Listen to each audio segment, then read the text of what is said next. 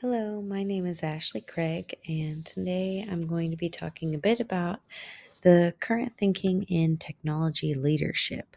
From there, we'll go on to talk about the cosine alignment in my district, as well as the alignment that I see in my broader experiences in education beyond just my current district, and kind of my general reflections about it all.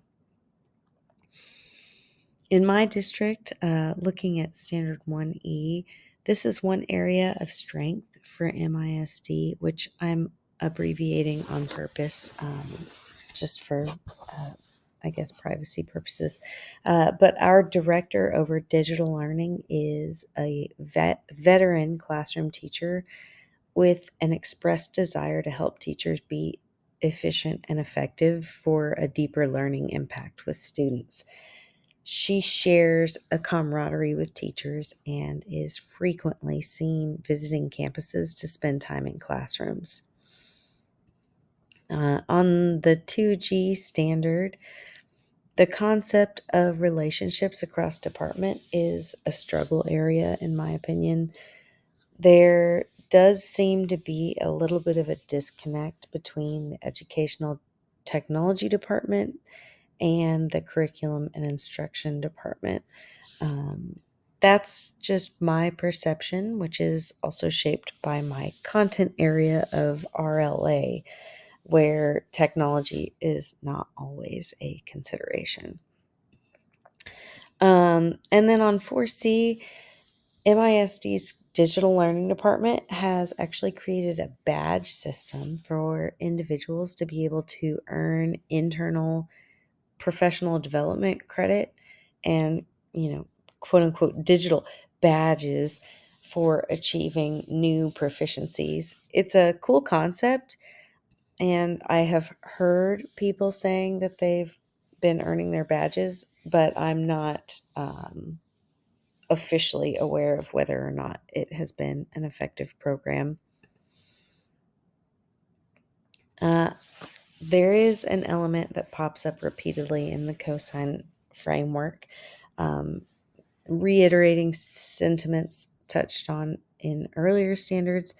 4D is one that circles back again to the idea of spreading the technology roles out to include people from different areas of the organization. Yet again, this is a strength for MISD. And when I was taking notes in the reading, several times I was writing down things that fit in with this very concept. Our digital learning department has tech liaisons at each campus who are current teachers using ed tech in the classroom environment. And again, they hit it again in 5D. Our the tech liaisons and MISD prove deep alignment with the cosine net framework standards. It seems like a relatively small piece, just like having people who are close to the digital learning department but are not part of it. But looking at the frequency of that topic related throughout all the different pieces of this framework, you can see how this is such a huge impact.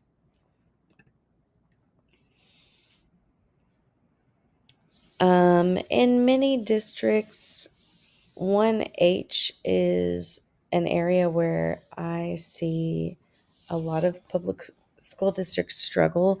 It's one thing to have a plan, to get a budget approved and train a team for implementation, within that IT, the information technology department. But it's another challenge entirely to drive change in an organization wide culture. And I don't necessarily have the right answer for how that will be overcome, but I think everyone is trying in their best way to drive change. And some districts have been more effective than others. And I don't know. I guess it's going to slowly spread out over time, just like the availability of technology has. Uh, and then looking at Standard 1K, This is one, the ubiquity of Eduphoria and Frontline makes this an area of strength almost across the board. This is an element of technology adoption that has been extremely effective in public education. Uh, Systems such as these can manage tasks and documents for training, manage attendance, HR, professional development, student data, everything. And, you know, the examples of Eduphoria and Frontline, those are just two. But, I've worked in several districts and every single one of them had Eduphoria and Frontline, which think speaks volumes. As a general reflection, I I look at a lot of these different uh, frameworks and theories that have to do with educational technology, kind of with a little bit of a skew from my background being outside of education.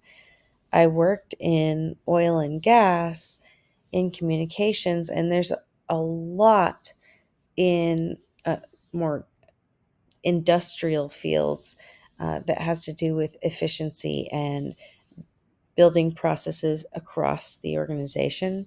So 6F really stood out to me as something that is not necessarily there yet, but I think that it is on the horizon. Um, this is one item of the framework that reminds me very much of the attitudes and principles of efficiency and continuous improvement in the corporate environment. In the oil and gas industry, a really common cultural foundation. I say cultural, it really is procedural, but it has become a culture. And that's Lean Six Sigma, which is a framework for, I mean, for lack of a better way to say it, maximizing efficiency and pursuing continuous improvement, even in the smallest of tasks, from the top to the bottom of the organization. I guess the question here is, could there be an effective process management framework such as this in the education industry? It may, I mean, I'm not an expert and I never learned any of the black belts or anything in Lean Six Sigma, but I think that something like this may translate to the leadership level, but not necessarily to the classroom level. But again, I'm not an expert on that. So um, thank you for listening. And I hope that you got some good information out of it. I'm brand new in Magnolia. Well, there we go. I'm brand new in my district. And so, um, you know, I'm learning as I go. There are a lot of strengths. I'm in a smaller district where we have direct access to the people who can help us with. They're the digital learning department. But, on the downside, we don't have necessarily the budget to get some of the bigger tools with more bells and whistles.